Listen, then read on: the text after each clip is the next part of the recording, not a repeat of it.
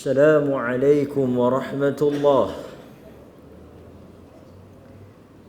الحمد لله رب العالمين وبه نستعين على أمور الدنيا والدين والصلاة والسلام على أشرف الأنبياء والمرسلين وعلى آله وصحبه أجمعين أما بعد. Hadirin mukminin, tuan-tuan muslimin muslimat yang dirahmati oleh Allah Azza wa Jal, kita bersyukur kepada Allah kerana pada malam ini dengan izin, inayah, limpah perkenan Allah Subhanahu wa taala mengizinkan kita untuk meneruskan bacaan dan perbincangan kita berkaitan dengan kisah-kisah yang disebut di dalam Al-Quran. Dan pada malam ini insya-Allah kita akan sambung setelah kita melalui beberapa cerita dan kisah di dalam Al-Quran. Pada malam ini kita akan sampai kepada satu kisah yang sangat popular, masyhur. Kebetulan pula hari ini merupakan hari Jumaat, yang mana kita disunatkan berdasarkan hadis untuk membaca suratul Kahf, ataupun kita sebut suratul Kahfi. Jadi pada malam ini ceritanya ialah berhubung dengan Ashabul Kahf. Ashabul Kahfi. Al-Kahfi ini maksudnya gua. Gua. Jadi bila kita kata ashab, artinya apa? Sahib, pemilik, penghuni, sahibul bait, kan? Pemilik atau penghuni gua. Jadi cerita yang akan kita dengar dan kita bincangkan pada malam ini ialah cerita tentang sekumpulan anak muda yang melarikan diri menyelamatkan agama mereka daripada kufur kepada Allah Subhanahu wa taala, daripada pemerintah yang jahat dan zalim, pemerintah yang mensyirik dan mengkufuri Allah Subhanahu wa taala, dengan mereka berlindung di gua. Setelah mereka masuk ke dalam gua itu, dengan kuasa dan kehendak Allah, mereka ditidurkan. Bukan dimatikan, ditidurkan. Kemudian mereka dibangkitkan semula.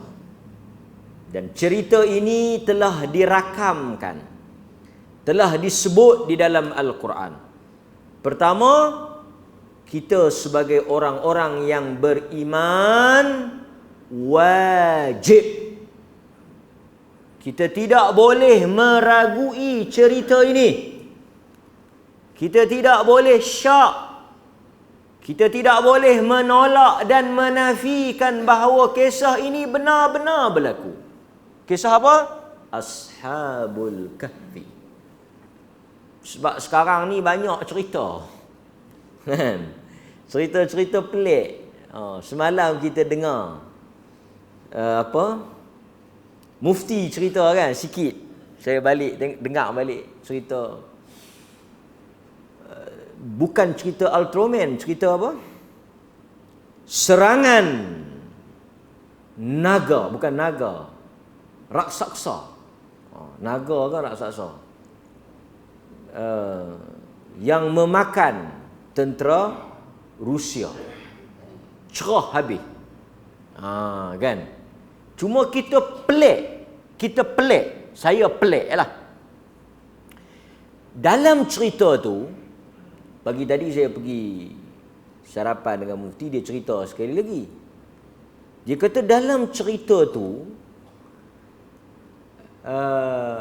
tentera Rusia ni nak pergi musnahkan kubur seorang wali, Al-Abbas, kalau tak silap nama tu.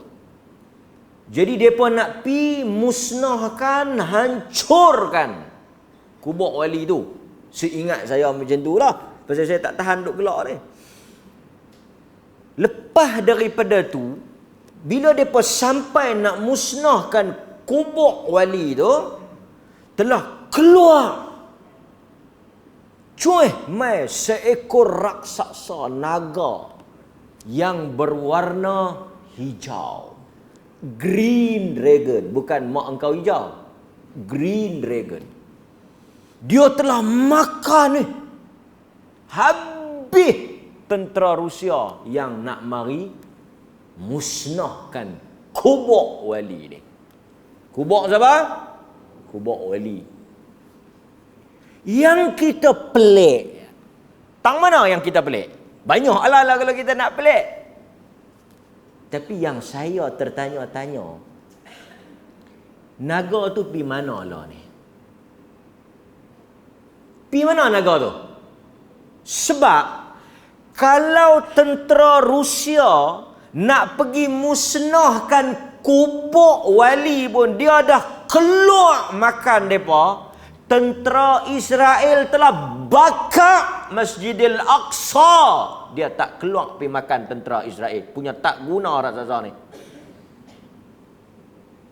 Hang boleh pergi selamatkan kubur tu, yang Masjidil Aqsa tak pergi tolong.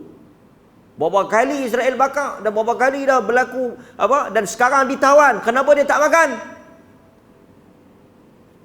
Sebab itu kita bukan tolak cerita-cerita yang pelik ni, tetapi kadang-kadang kita tertanya-tanya lah. Sebab cerita ni tak tahu sumber.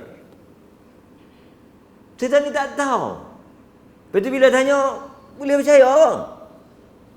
Dia kata kalau Allah kehendaki, semua boleh jadi. Kalau kita jawab macam tu tuan-tuan, demam. Satu perempuan, kita tangkap dia. Tak ada pak. Tak ada pak. Hang berzina dengan siapa? Tak, memang saya mengandung, tak ada pak. Saya macam Maryam. Maryam tu Allah sebut dalam Quran. Cerita tu memang betul. Maryam tu mukjizat. Maryam tu karamah. Maryam tu kebesaran Allah. Kita tak nafikan, betul. Saya macam tu. Saya Maryam kedua. Tuan-tuan, kalaulah dia jawab kat kita macam ni, macam mana hang boleh mengandung tak ada lelaki? Kalau Allah kehendaki, Tok Imam pun boleh mengandung. Betul tak? Kalau Allah kehendaki Tok Imam kita boleh mengandung tak? Dia kata Tok Imam pergi mana? Lampantang. Tok Imam Lampantang. Lampantang. Pasal apa? Beranak. Tok Imam bukan lelaki. Kalau Allah kehendaki, lelaki pun boleh beranak. Tiba-tiba duit dalam tabung masjid hilang. Orang tanya, pergi mana bendahari? Tak tahu, hilang. Bukan bendahari kutip, memang saya kutip, buat balik-balik, tak tahu, hilang.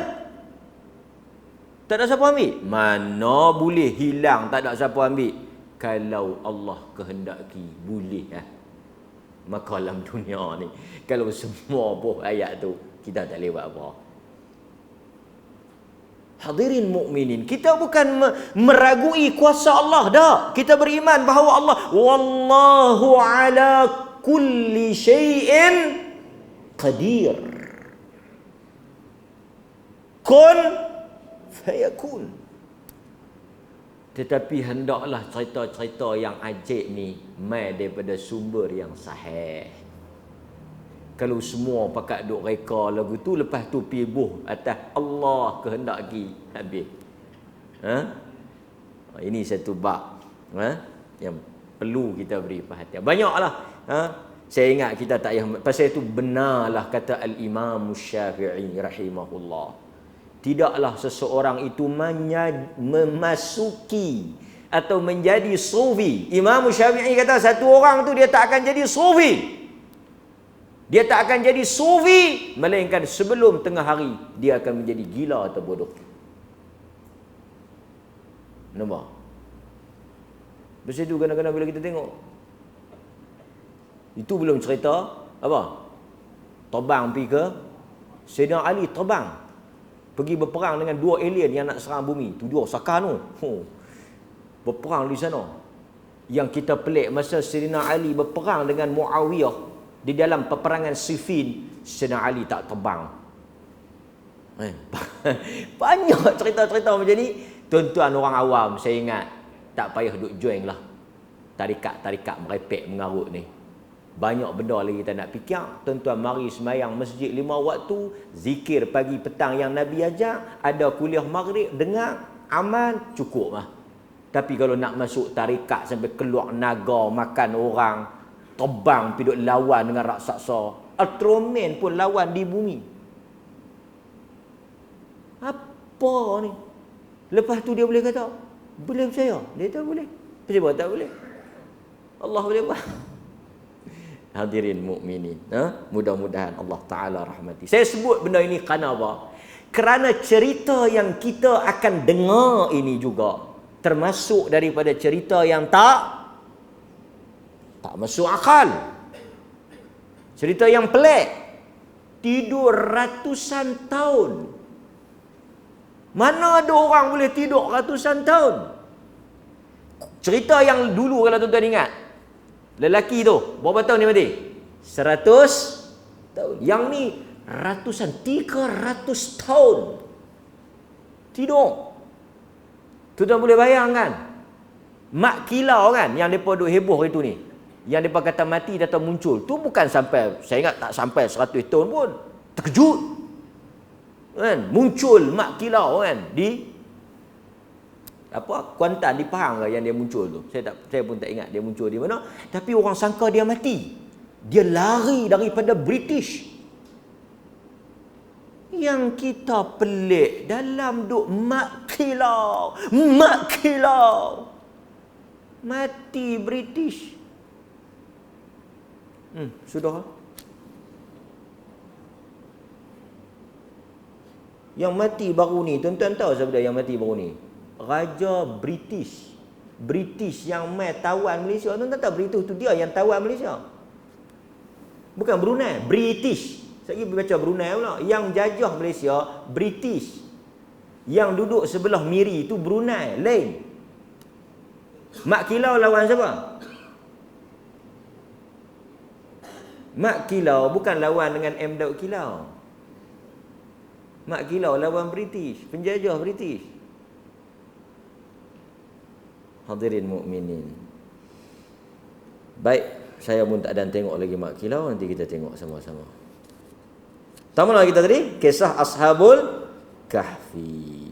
Baik. Sekarang ni tuan-tuan hadirin mukminin, Suratul Kahfi bukanlah keseluruhannya ada cerita Ashabul Kahfi lah, tapi banyak besarnya cerita Ashabul Kahfi itu kita akan nampak dan kita akan hayati di dalam Suratul Kahfi. Baik, kita akan tengok Allah Subhanahu wa taala cerita tentang Ashabul Kahfi. Baik. Pada ayat yang ke-9, dia bermula pada ayat yang ke-9. Tuan-tuan boleh tengok ayat yang ke-9 daripada Suratul Kahfi, juzuk yang ke-15. Dan saya ingat ayatnya sampai kepada kalau kita boleh tengok, dia sampai kepada cerita Ashabul Kahfi ini pada ayat yang ke-26. Kepada ayat yang ke-26. Panjanglah cerita dia, kan? Okey. Tak apa, kita tengok sepintas lalu cerita daripada Al-Quran pada ayat yang ke-9. Saya baca terjemahan dia. Kalau kita nak baca ni panjanglah. Kan? Cerita dia ni sangat panjang. Mungkin kita ambil beberapa siri untuk kita faham. Pertama, dalam ayat yang ke-9 Allah memulakan, adakah engkau menyangka wahai Muhammad bahawa kisah Ashabul Kahf dan Ar-Raqim Itu sahaja yang menakjubkan di antara tanda-tanda yang membuktikan kekuasaan kami. Ini Allah mulakan. Ayat yang ke-10. Ingatlah peristiwa ketika mana sekumpulan orang-orang muda. Perkataan tu tuan-tuan kena ingat. Orang-orang muda. Kerana ada pengajaran di situ. Mereka pergi ke dalam gua. Lalu mereka berdoa. Berdoa kepada siapa? Kepada siapa? Kepada Allah. Jangan tuan-tuan silap pula lagi. Mereka masuk ke dalam gua dan mereka berdoa kepada Allah, bukan kepada gua. Sekali lagi tuan-tuan pergi masuk gua, pergi minta kat gua lah. Wahai penunggu gua. Kan? Tak apa, dia kata. Tak ada masalah. Apa masalahnya? Walaupun kita kata, wahai gua, lindungilah kami. Wahai gua, jagalah kami. Tapi sebenarnya kita bukan i'tikad kat gua tu. Kita minta kat Allah Ta'ala. Betul ke tuan-tuan? Jahannam ambil. Wahai gua, bukan penunggu gua, terus minta. Piramli dia minta kat penunggu gua, tapi pok ni terus gua, wahai gua. Gua tu mujuk gua tu tak jawab. Awak. Kaluk je dah. Tapi tengok Ashabul Kahfi bila dia masuk dalam gua tu dia minta ke siapa? Dia minta kepada Tuhan yang memiliki gua tu. Mereka berdoa, wahai Tuhan kami, kurniakanlah kami rahmat dari sisimu dan berilah kemudahan-kemudahan serta pimpinlah kami untuk keselamatan agama kami. Dia minta apa? Dia minta hidayah. Dia minta hidayah. Kemudian Allah jawab. Allah cerita, lalu kami, yakni Allah, tidurkan mereka dengan nyenyaknya di dalam gua itu bertahun-tahun yang banyak bilangannya.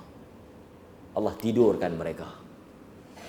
Kemudian kami bangkitkan mereka dari tidurnya untuk kami menguji siapakah daripada dua golongan di antara mereka yang lebih tepat kiraannya tentang lamanya mereka hidup di dalam gua itu. Allah tidurkan mereka, kemudian Allah bangkit untuk nak membuktikan kebesaran Allah. Kami ceritakan kepada engkau, wahai Muhammad, tentang kisah mereka dengan benar. Sesungguhnya mereka itu orang-orang muda yang beriman kepada Tuhan mereka. Kami tambahkan kepada mereka hidayah dan petunjuk. Kami kuatkan hati mereka dengan sabar dan berani semasa mereka bangkit menegakkan tauhid. Orang-orang muda itu berkata, Tuhan kami ialah Tuhan yang menciptakan dan mentadbir langit. Dan kami tidak sekali-kali akan menyembah Tuhan yang lain daripadanya. Jika kami menyembah yang lain, bermakna kami memperkatakan dan mengakui sesuatu yang jauh dari kebenaran. Ini perkataan orang muda tadi. Dia berkata apa? Quran kata, innahum fityah. Mereka itu orang muda. Sebab itu di kalangan ahli tafsir, apabila mereka mengeluarkan faedah yang boleh kita ambil apabila kita tadabbur, kita belajar daripada surah ini, Allah menyebut tentang golongan muda. Golongan muda ni memang banyak dipuji dalam Al-Quran, dalam hadis. Tuan-tuan tengok Ashabul Kahfi, orang muda. Ashabul Ukhdud, cerita parit, orang yang dicampak ke dalam parit, juga orang muda. Golongan yang mendapat naungan arasy Allah, juga sebahagian besarnya orang muda. Orang yang masuk ke dalam syurga juga kesemuanya dalam keadaan usia muda. Dan Nabi suruh kita rebut usia muda sebelum tua. Hadirin mukminin, sebab apa orang muda ni disebut di dalam ayat ini? Antaranya, tuan-tuan, pasal itu kita kena fokus. Tuan-tuan sebagai generasi pendahulu, tuan-tuan ni generasi awal, as-sabiqun, golongan yang pertama. Tuan-tuan bertanggungjawab mengasuh anak-anak muda. Siapa anak-anak muda itu? Tentulah yang pertama anak-anak sendiri. Yang kedua cucu cicit. Itu tanggungjawab kita. Kita kena bertindak sekarang. Nak lahirkan Ashabul Kahfi dalam keluarga kita. Dan pihak masjid, jawatan kuasa masjid juga bertanggungjawab melahirkan apa? Ashabul Kahfi dalam qaryah dia. Kita kena ada kempen melahirkan Ashabul Kahfi ni. Maksudnya bukan ramai-ramai pergi duduk gua dak. Sekejap lagi dia pergi buat program masuk gua mencontohi Ashabul Kahfi. Lingkup. Tak, kita nak lahirkan iman seperti Ashabul Kahfi tadi. So orang muda ni tabiat yang pertama, dia mudah dibentuk. Pasal itu Allah sebut orang muda yang jadi Ashabul Kahfi ni, mereka mudah dibentuk. Yang kedua, mereka mudah untuk menerima perubahan. Orang muda ni selalunya nak berubah mudah. Yang kerah kepala, yang ketegak, yang payah nak berubah, yang payah nak terima. Bukan semua. Jangan berasa. Bukan semua. Kebiasaannya orang tua-tua dia payah dah. Dia tak boleh dah. Dia dah amal, dia dah percaya, dia dah pegang hak tu, dia payah dah nak ubah, dia payah dah nak tukar. Pasal apa? Pasal lama dah dia duk amal. Pasal tu Ashabul Kahfi tak boleh orang tua. Dia tak pi ke gua, dia tak biar pi. Dia nak masuk gua apa? Hidup mencari dua. Situ orang muda ni mudah untuk menerima perubahan. Itu antara apa yang disebut. Kemudian mereka ini bukan orang muda saja. Muda pun kalau tak ada iman, dia tak masuk juga. Dia kata dalam ayat ini, mereka itu amanu bi rabbihim wa zidnahum huda. Mereka itu beriman. Syarat dia pemuda yang beriman. Tuan-tuan, pemuda yang beriman. Dan kami tambah kepada mereka iman dan petunjuk. Maksudnya apa? Iman ni boleh bertambah dan boleh berkurang. Pasal itu kadang-kadang kita semangat kan, nak buat baik. Kadang-kadang ada masa kita kendor. Kerana Quran kata wazidnahum. Artinya ada tambah. Bila ada tambah, mesti ada kurang. Sebab itu tak pelik, tuan-tuan. Ada masa kita semangat. Ada masa kita takut. Ada masa kita risau. Ada masa kita nak buat. Ada masa kita letih. Ada masa kita penat. Ada masa kita rasa tak seronok. Ini tabiat manusia. Bukan kita sentiasa. Tapi jangan susah hati. Kenapa? Yang pentingnya kita senantiasa menambah. Sahabat-sahabat Nabi pun susah hati tau. Hanzalah dalam cerita yang masyhur. Bila dia duduk dengan Nabi, dia rasa kuat. Bila dia balik rumah dia rasa lemah. Dia rasa jauh daripada agama. Nabi kata itu benda biasa. Benda biasa. Mai kuliah, lain. Balik kuliah, lain. Esok kita mai, kita rasa lain. Lepas tu mungkin kita tak mai, kita rasa lain. Lepas tu tak mai pula, rasa lain lagi. Lepas tu tak mai pula, terus berlain terus. Nampak? Doa tuan-tuan mati di atas iman ni. Baik. Kemudian kita sambung. Mereka berkata pula sesama sendiri, ayat 15. Kaum kita itu menyembah beberapa Tuhan yang lain daripada Allah. Artinya kaum mereka ni kaum yang kufur. Tuan-tuan, Allah tak sebut nama mereka, siapa dia. Dan yang lebih pentingnya, Allah tak bagi tahu bila kejadian ni berlaku. Pada zaman siapa? Pada waktu bila? Allah tak habaq nama-nama mereka, Allah tak habaq kaum mana, Allah tak habaq di mana. Tuan-tuan tak tahu, jangan tanya gua ni di mana. Tak tahu. Tuan-tuan jangan tanya saya, gua ni di mana ustaz? Quran tak habaq. Quran tak habaq, dia habaq gua ya. Sebab itu kalau tuan-tuan tengok, banyak gua ni. Cerita ni berapa kali? Cerita ni sekali je. Cerita ni satu je, tapi gua banyak. Betul tak? Ada yang paling popular di Jordan. Dan ada juga Ashabul Kahfi ni, gua dia di mana? Selain daripada Jordan, ada di China. Di Urumqi. Urumqi ke Urumqi? Ada. Jadi tuan-tuan pergi di Jordan, dia pun akan bawa yang ni gua Ashabul Kahfi. Tuan-tuan pergi di China, gua Ashabul Kahfi. Tuan-tuan akan pelik. Bukan satu ya kisah ni. Kenapa sampai dua ni? Dua gua ni. Gua yang mana satu? Tak tahu. Sebab tu kita kalau di Perlis ni nampak kurang produk pelancongan, tak nampak tempat-tempat yang boleh menarik orang mai, kita pilah cari. Kita kan banyak gua Batu Kapuk.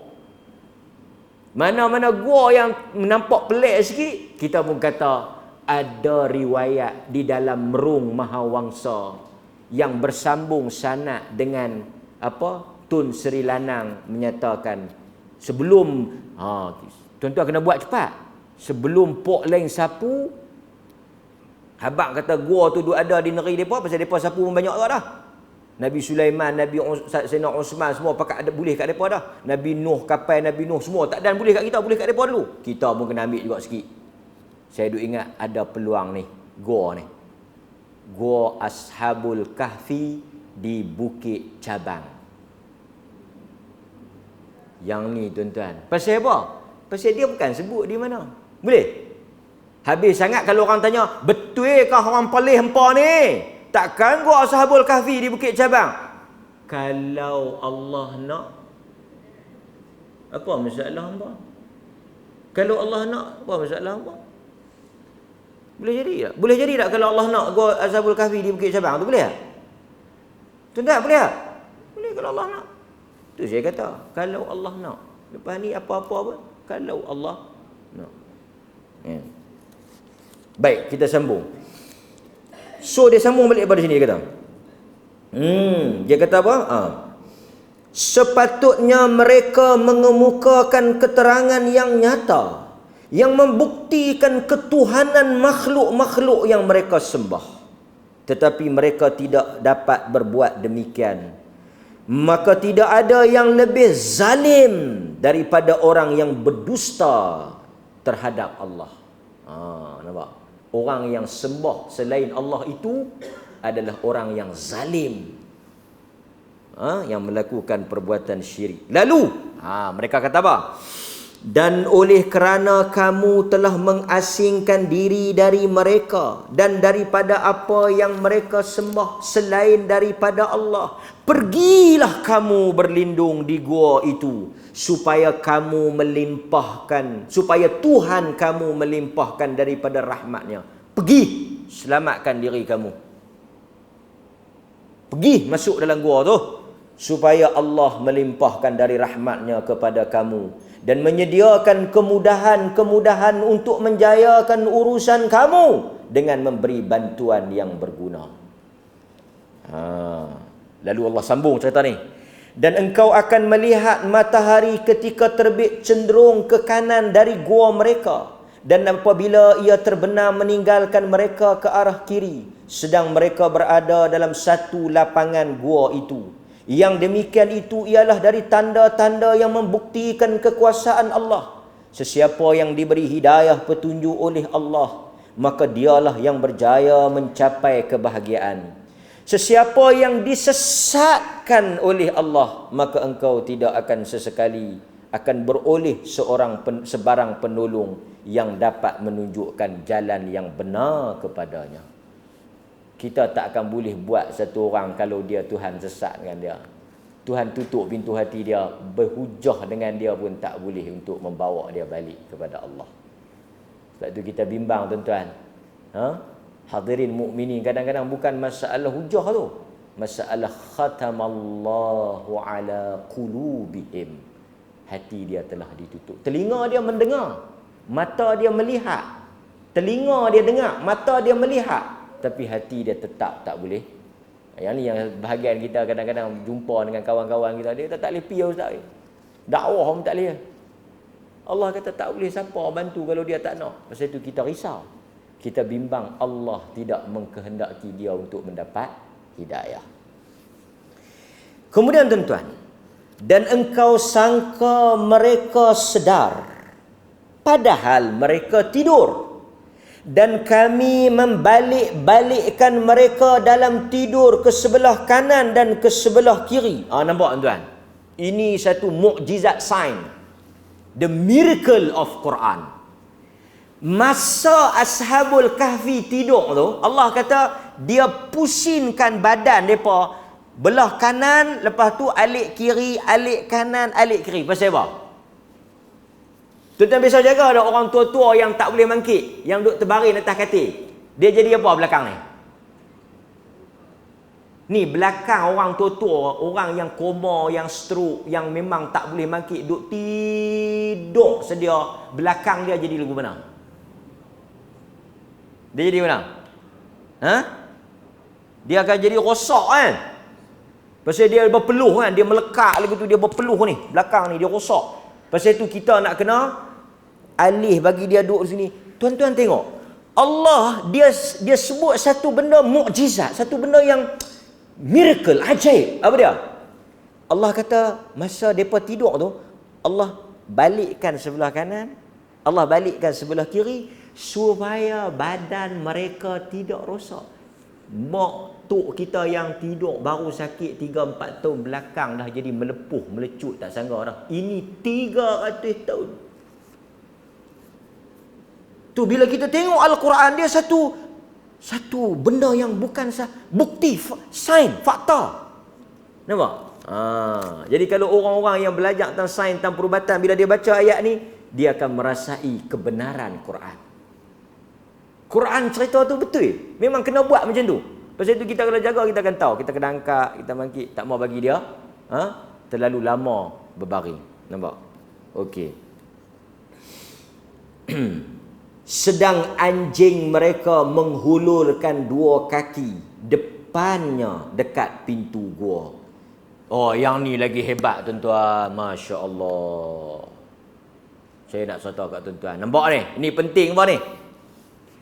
Anjing ni makhluk najis, jijik. Betul tak? Kita tengok anjing kotor kan? Nabi kata idza walagal kalb, dalam hadis riwayat Muslim, idza walagal kalb fi ina'i ahadikum falyaghsilhu 7 marrat ulahunna bit-turab. Atau kama qala, apabila anjing jilat bekas makan kamu, hendaklah kamu semua pi sama. Dan sebahagian dia kata sertu 7 basuhan dengan salah satunya dengan tanah. Tapi tuan-tuan nampak, ni satu sisi ni, tuan-tuan dengar elok-elok, satu sisi ni anjing Ashabul Kahfi mulia, disebut di dalam Al-Quran. Pasal apa? Anjing Ashabul Kahfi ni diangkat kedudukan dia, anjing yang disebut di dalam Al-Quran. Ni, nama kita pun tak ada dalam Quran. Nama anjing ni ada. Cerita kita tak ada dalam Quran, cerita anjing ni ada. Hebat tang mana anjing ni?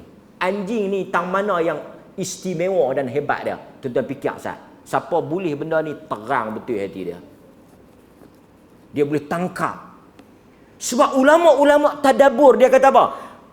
Berfikirlah wahai manusia, anjing ini disebut di dalam Al-Quran, diangkat kedudukannya, dimuliakan, diceritakan tentang kisahnya kerana dia berkawan dengan orang-orang beriman.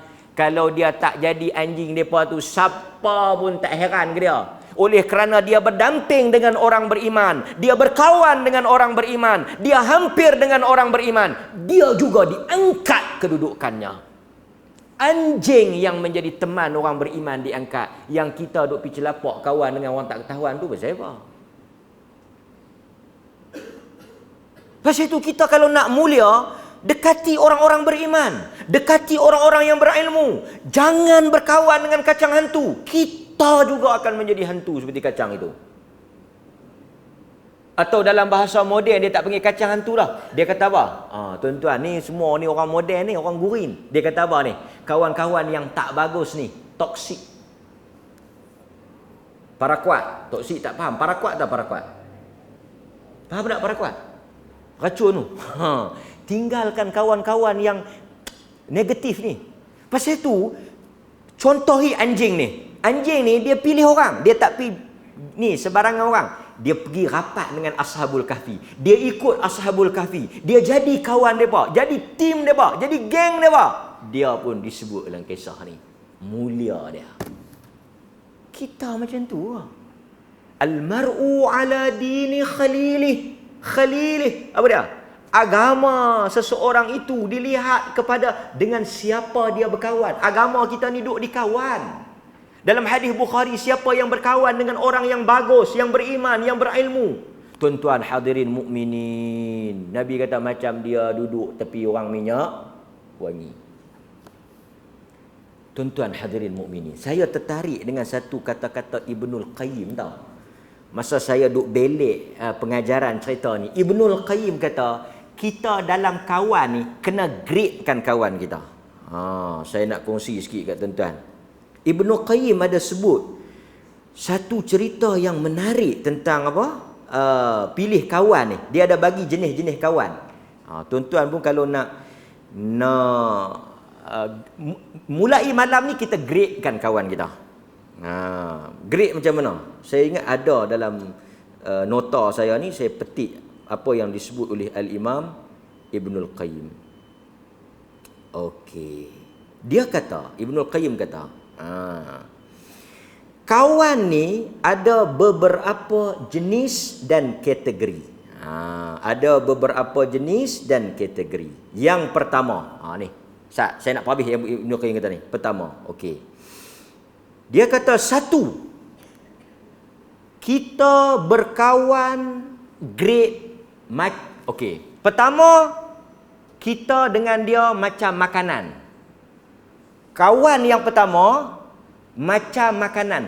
Hang ni macam makanan. Apa dia maksud dia? Ibnu Qayyim kata, makanan ni hari-hari kita mau, banyak kali kita mau. Artinya ini kawan yang rapat, yang sentiasa bersama dengan kita. Yang pertama kategori makan. Kawan tu macam makanan kita. Bukan makan kawan. Dia pergi faham makan kawan pula. Ibnu Qayyim kata pertama, kawan yang seperti makanan. Senantiasa kita memerlukannya, senantiasa kita ingin bersama dengan makanan dan kita mengambil makanan kerap, betul tak? Pagi, petang, siang, malam. Kawan macam ni, duk idak lekat dengan kita. Kalau hang tak ada, aku lapar, aku mati. Betul tak? Betul lah. Tiap-tiap kali pergi makan, dia belanja. Okey, yang tu saya tambah. Sebab kita kata, apa Ibnu Qayyim kata gitu tak? Yang kedua, kawan yang kedua. Kawan yang kedua seperti, yang tadi makanan. Yang kedua seperti ubat. Ubat dengan makanan apa beza dia? Makanan duk idak makan. Ubat duk idak makan ubat. Matilah cik oi. Ubat ni bila Perlu. Jadi kawan yang kategori kedua ni tak rapat sangat, tak selalu sangat, bila perlu. Ubat pun 3 kali sehari, mana kawan ni 3 kali sehari cukup lah. Ubat kalau terlebih dia jadi jengah. Kalau tak ambil langsung pun bahaya. Kalau ambil terlebih pun bahaya. Jadi kawan macam ni padan ya. Macam ubat. Itu Ibnu Qayyim kata. Nampak? Dan yang ketiga, 3 ya. Makanan, ubat, racun. Racun kita ambil tak? Racun kita buang. Jadi kawan yang racun ni tinggalkan. Ada 3. Makanan seperti yang kita perlukan dia, senantiasa. Yang ni siapa dia? Ulama, orang bagus, orang saleh. Yang kedua ubat, yang kadang-kadang bolehlah nak berlawak nak ni. Kadang-kadang bila perlu seperti ubat. Yang ketiga racun, kita tinggalkan. Masuk tu kan? Oh belum. Saya ingat dah masuk tuan. Jadi ini pengajaran besar. Sebab itu kalau kita tak boleh menjadi orang yang mulia, orang yang saleh, kata Imam Syafi'i, aku cinta orang saleh walaupun aku walastu minhum, walaupun aku bukan daripada kalangan mereka. Maksudnya kita kena cinta, rapat. Pasal itu kata Al-Imam Syafi'i, wasuhbatul ustaz, dekati, rapat, kawan dengan orang-orang yang berilmu, kita akan mendapat manfaat. Okey? Nampak? Seterusnya, sedangkan anjing mereka menghulurkan 2 kaki depannya dekat pintu gua. Jika engkau melihat mereka, tentulah engkau akan berpaling melarikan diri dari mereka, dan tentulah engkau akan merasa sepenuh gerun takut kepada mereka. Nampak? Anjing tu duduk depan, jaga dia. Nampak? Kemudian Allah sambung lagi. Dan demikian pula kami, ni bangkitlah. Tuan-tuan pun bangkitlah. Tadi tidur macam Ashabul Kahfi. Okey. Ni Pak, tadi tak apalah tidur. Pasal apa hang tidur? Pasal dia cerita tidur. Sekarang cerita bangkit. Dan demikian pula kami bangkitkan mereka dari tidurnya, supaya mereka bertanya sesama sendiri. Tuan-tuan tengok, kita rasa hidup ni panjang, lama. Berapa puluh tahun hang hidup? 70 tahun. Lama tak? Kita dengar Queen Elizabeth berapa? 96. Kita rasa lama. Lama. Tuan-tuan pun masa Tun Mahathir angkat sumpah jadi Perdana Menteri kedua, tuan-tuan rasa apa? Aku tak sangka akan hidup tengok orang tua ni angkat sumpah pula. Banyak orang kata itu. Artinya tuan-tuan rasa, lama orang tua ni hidup. Pelik lah. Banyak orang cakap macam tu. Saya pun tak sangka. Saya kata kat anak saya, tak sangka hang pun akan Perdana Menteri dia. Nampak? Kita rasa panjang tak? Kita tengok, lama dah hidup kita. Mereka bertanya sesama mereka. Bila mangkit Ashabul Kahfi tu, mereka tanya, berapa lama kita tidur? Sebahagian mereka menjawab, tengok, mereka tidur tuan-tuan 300 tahun lebih. Lama. Kita 30 tahun kita rasa lama. Mereka rasa apa? Mereka kata, kita telah tidur sehari. Aku rasa sehari kita tidur. Yang lain kata apa? Tak, setengah hari. 300 tahun lebih. Ratusan tahun. Nampak? Kemudian kita sambung kuliah ini insya-Allah. Pada azan sikit ni, kita habis sikit ayat tu dan kita tangguh insya-Allah taala.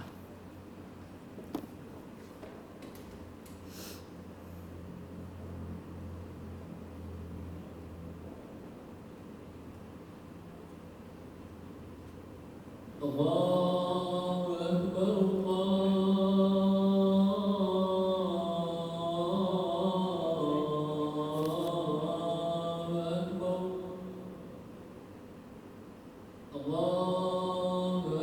الله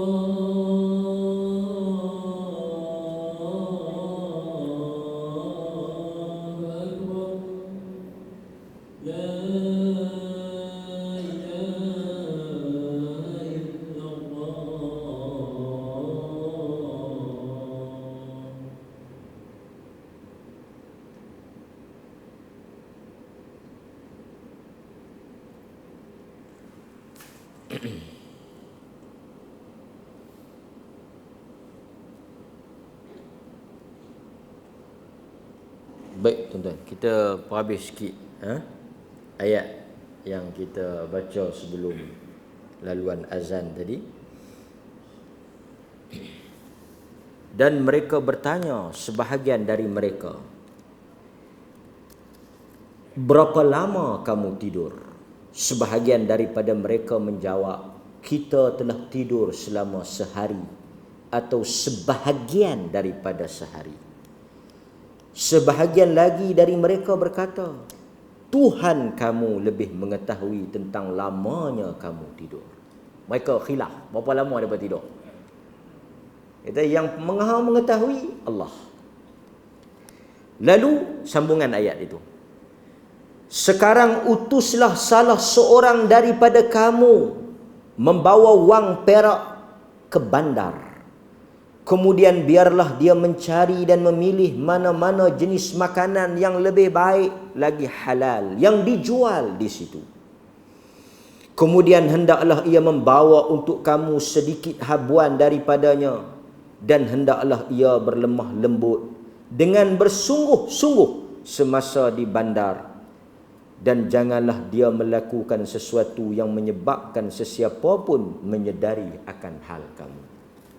Ini akan terbongkar nanti cerita mereka. Cuma tuan-tuan hadirin mukminin, apa beberapa perkara yang boleh kita sebut tentang kisah Ashabul Kahfi yang disenaraikan oleh para ulama, di antara benda-benda yang tidak dijelaskan, benda-benda yang samar, yang kita tidak disuruh untuk ta'ammuk.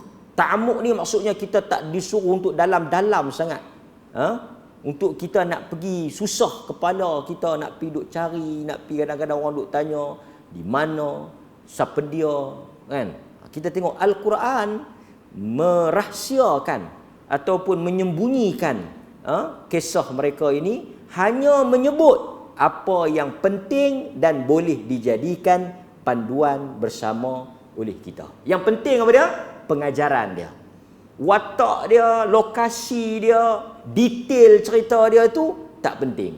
Tapi kita tengok sebahagian daripada masyarakat umat Islam ni, dia sibuk dengan detail cerita. Apa-apa pun dia nak tahu yang detail. Dia bukan nak tahu pengajaran tu.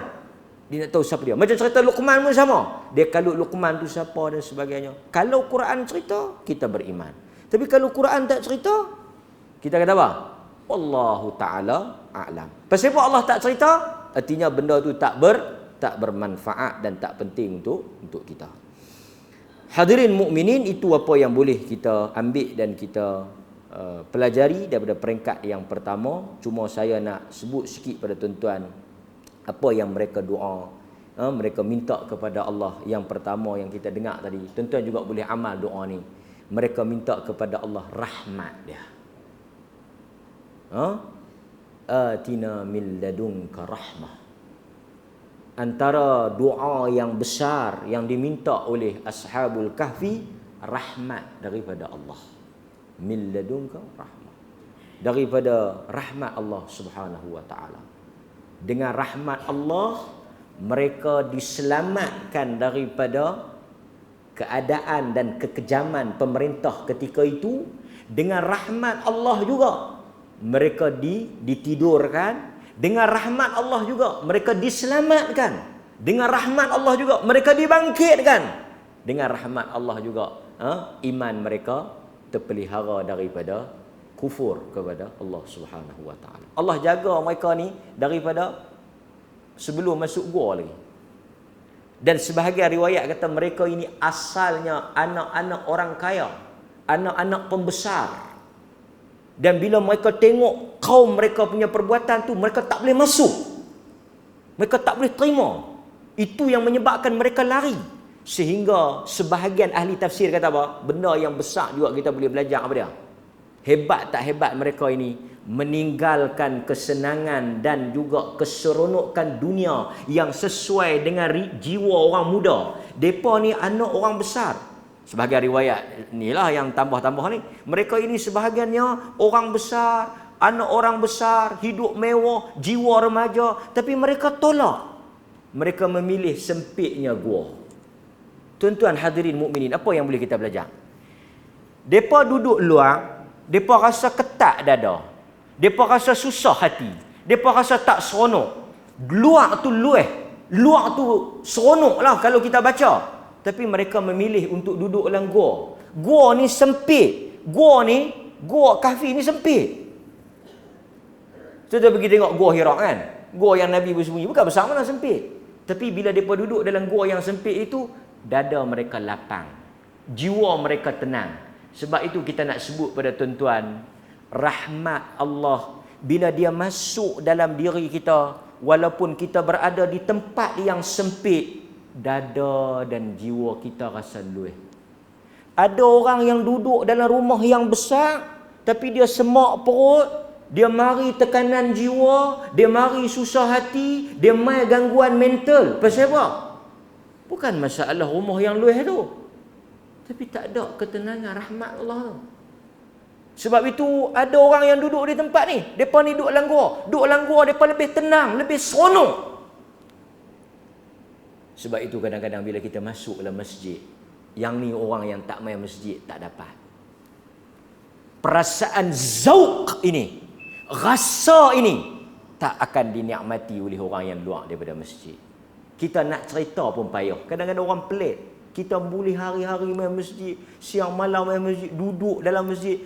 Saya pengalaman cerita kat tuan-tuan berapa kali, orang tak mau masuk masjid. Penerima bantuan kadang-kadang, dulu ada program kerajaan negeri buat, bagi bantuan. Termasuklah bila kita agih. Sebahagian program masjid, dia ada bagi bantuan pada penerima asnaf. Masa kita kuliah, kita tak nampak. Tapi masa terima bantuan ramai. Mereka duduk di mana? Mereka duduk di luar. Mereka tak masuk. Di luar tu hangat, di dalam sejuk. Tapi mereka tak boleh masuk. Mereka tak seronok. Dan orang kadang-kadang tuan-tuan, dia tak boleh faham apa yang ada di masjid. Setengah orang dia pergi pampir, ada macam-macam jual beli. Yang ni, ini yang kita kata rahmat Allah tu. Tuan-tuan nampak tak? Yang ni orang tak boleh cerita. Kita tahulah orang pergi expo ni. Sehari dua ni ada di stadium. Expo Hari Pertanian. Orang pergi apa? Orang seronok. Ada tengok lembu. Ada tengok binatang. Ada jual barang-barang. Tapi apa yang ada di masjid? Bila kita masuk masjid, apa yang ada? Tak ada pameran. Tak ada jual beli. Jual beli pun tak boleh. Masjid ni kosong. Bagi setengah orang, dia masuk masjid, dia kosong. Tak ada apa yang menarik untuk dia. Tak ada apa yang menyeronokkan. Ini yang orang-orang beriman rasa. Apa dia? Apa yang orang beriman rasa manis dan tenangnya masjid. Yang bila orang mai, dia kata, dia mai kenduri, dia mai akad nikah di masjid. Dia duduk kira jemu. Dia mai nak akad nikah, bukan nak mai masjid. Pasal akad nikah di masjid, dia jemu. Lalu kali keluar isap rokok. Tok Imam lambat mai. Tok Imam lambat mai pun dia tak boleh. Nampak? Tuan-tuan kadang-kadang kita heran. Pasal orang tak boleh mai masjid? Pasal orang tak nampak dan tak rasa zauq tenangnya masjid ini. Ini hanya Tuhan bagi Ar-Rahim dia pada orang beriman. Kalau kita nak banding seronok, mall lagi seronok, happening. Ada tempat makan, tempat shopping, panggung wayang. Tapi kita memilih untuk mari masjid. Kita memilih untuk duduk di masjid. Kerana apa? Kerana kita telah dinaungi dengan rahmat Allah. Walaupun mungkin tak ada apa di masjid, tak ada benda yang menarik, tak ada benda yang seronok, tapi rahmat Allah itu ada di masjid. Jadi bila kita masuk, kita rasa lain tu ya. Tenang, damai. Apatah lagi bila kita bangkit salat, semua itu mahal dan tidak ada tempat yang boleh bagi perkara yang sama. Doalah tuan-tuan. Allah memilih tuan-tuan dan saya. Walaupun kita duduk di masjid yang buruk, orang nampak masjid ni buruk lah, tak elok masjid. Bukan soal buruk cantik masjid tu, soal rahmat Allah. Di situ ada mall yang besar-besar, hebat-hebat, megah, cantik. Tapi kita masuk, kita serabut. Kita masuk, kita serabut. Kita duk kira nak balik. Kerana tak ada rahmat Allah di situ. Oh, ini benda ni tuan-tuan, kalau orang dapat, orang mai. Yang dia tak mai tu pasal tak masuk rahmat Allah pada diri dia. Sallallahu ala nabiyina Muhammad wa ala alihi wa sahbihi wasallam. Walhamdulillahirabbil alamin. Assalamualaikum warahmatullahi wabarakatuh.